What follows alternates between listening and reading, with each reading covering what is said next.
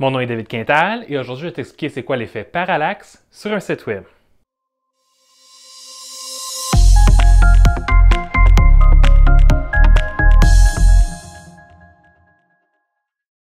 Le terme parallaxe est utilisé dans plusieurs domaines, dont entre autres l'astronomie, l'optique et la psychologie. Dans le contexte qui nous intéresse aujourd'hui, c'est les sites web. Donc, on va parler d'effet parallaxe sur un site web, ce qui est très similaire à parler d'effet parallaxe en cinéma et en jeux vidéo. Essentiellement, ce que c'est d'avoir différents éléments à l'écran qui vont bouger à une vitesse différente ou qui vont bouger dans une direction différente. Donc, on pourrait avoir un avant-plan qui bouge à une certaine vitesse pendant qu'un arrière-plan bouge à une vitesse différente, ou avoir certains éléments qui vont vers la gauche pendant que d'autres éléments vont vers le haut. Et puis, ultimement, le but au final, c'est de donner un effet en 3 dimensions à quelque chose qui serait en 2 dimensions. Ça, c'est un effet qui était très populaire dans les années 80 sur les jeux vidéo qu'on dit maintenant rétro, mais qui était actuel dans les années 80, qui étaient des jeux en 2 dimensions dans lesquels on voulait avoir un effet de profondeur. Comme par exemple, le jeu que tu vois à l'écran en ce moment, c'est un jeu de Super Mario des années 80 où on voit que Mario est en avant-plan avec certains éléments aussi en avant-plan qui bougent à une certaine vitesse. Et puis les éléments d'arrière-plan bougent à une vitesse différente, ce qui donne un effet de profondeur, ce qui donne une impression de 3 dimensions dans un jeu qui autrement est en 2 dimensions. Alors, sur un site web, c'est le même principe. On va vouloir avoir des éléments qui bougent à des vitesses différentes ou qui bougent dans des directions différentes pour donner une impression de profondeur sur un site web, même si en réalité, un site web, c'est comme un document papier, c'est complètement aplati. Mais en ayant du parallaxe comme ça donne une impression de profondeur. Le parallaxe sur un site web, ça peut être aussi à propos d'attirer l'attention de l'internaute sur certains éléments ou de raconter une histoire. Comme par exemple dans le site web que tu vois à l'écran en ce moment, la compagnie elle a mis beaucoup d'animations parallaxe sur son site web pour raconter une histoire, pour emmener l'internaute à voir certains éléments dans un certain ordre pour passer son message, de manière à mettre de l'avant le contenu dans le bon ordre pour que l'internaute comprenne bien c'est quoi le message qu'elle veut passer. Donc ça, c'est une autre raison d'avoir du parallaxe sur un site web. C'est à propos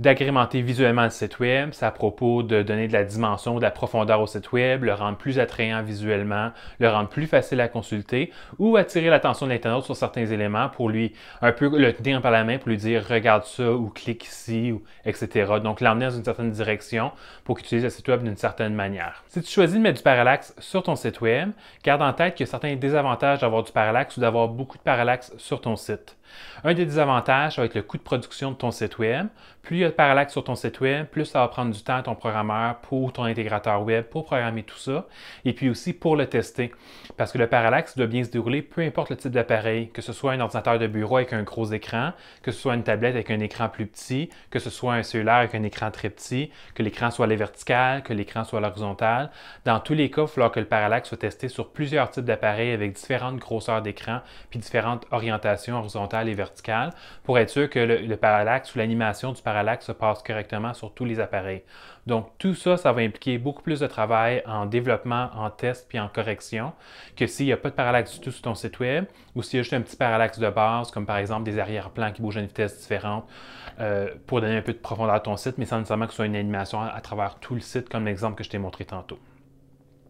L'autre désavantage aussi, c'est que si tu as une clientèle qui est susceptible de venir sur ton site web avec un appareil plus vieux, comme par exemple avec un ancien ordinateur ou un ancien modèle de téléphone mobile, bien là, à ce moment-là, ces anciens appareils-là vont peut-être pas bien supporter ou être capables de bien afficher le parallaxe. Soit parce qu'ils ne supportent pas le genre de code nécessaire pour afficher du parallaxe correctement, ou ils le supportent, mais l'appareil n'est pas assez puissant pour faire les calculs assez rapidement, pour faire une animation fluide. Là, à ce moment-là, l'application va peut-être être retardée ou elle va être saccadée, ce qui va rendre l'expérience désagréable pour l'internaute. Donc, si ton organisation sert une clientèle susceptible de venir sur ton site avec un plus vieil appareil, comme par exemple si tu représentes un organisme qui sert une clientèle défavorisée, qui utiliserait des appareils seconde main, à ce moment-là, essaye d'éviter le parallaxe sur ton site web parce que ça pourrait avoir un impact négatif pour eux. Ça va aussi avoir un impact négatif si le parallaxe que tu mets sur ton site web est trop intense ou est-ce que tu as plein de pop-up qui arrivent à l'écran, plein de choses qui se déplacent rapidement. Ça peut donner l'impression à l'internaute que ton site web c'est un site web de spam ou de publicité ou c'est un site web qui n'est pas légitime. Et puis si ta clientèle est plus âgée, ça peut aussi la dépasser. Une clientèle qui est moins habituée au web ou qui n'est pas habituée par exemple à jouer à des jeux vidéo puis qui voit plein de choses bouger rapidement à l'écran, ça peut être une surdose sensorielle de voir toutes ces choses-là bouger. Fait que ça peut avoir un impact négatif sur l'expérience utilisateur.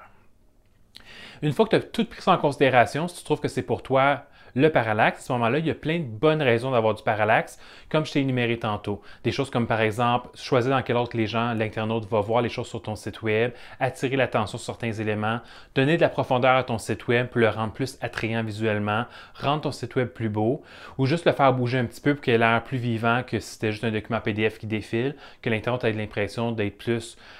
impliqué dans ton site web, que son site web finalement soit plus immersif. Donc, il y a vraiment plusieurs avantages. Il faut tout simplement que tu mesures les pour et les contre, puis que tu vois où est-ce que ton organisation se situe par rapport à sa clientèle cible, puis par rapport au genre de message que tu veux véhiculer. Puis ce parallaxe-là que tu mets dans ton site web, ça fait partie de l'image de marque. Donc, je t'invite à consulter ta graphiste qui a créé ton image de marque, si ce n'est pas celle qui fait les maquettes de ton site web, pour être sûr que d'avoir du parallaxe sur ton site web, surtout si c'est plus que du parallaxe de base, ça colle bien à ton image de marque, puis à l'auditoire auquel tu t'adresses. J'espère t'avoir aidé à démystifier c'est quoi le parallaxe sur un site web. Si tu aimes ça apprendre des choses par rapport au web et puis tu aimerais en savoir plus sur d'autres sujets qu'entourent ton site web comme WordPress, le SEO ou la sécurité ou la performance, je t'invite à t'abonner à la chaîne YouTube de Winovio et puis n'oublie pas de cliquer la petite cloche pour être avisé la prochaine fois que je vais faire une vidéo. À la prochaine!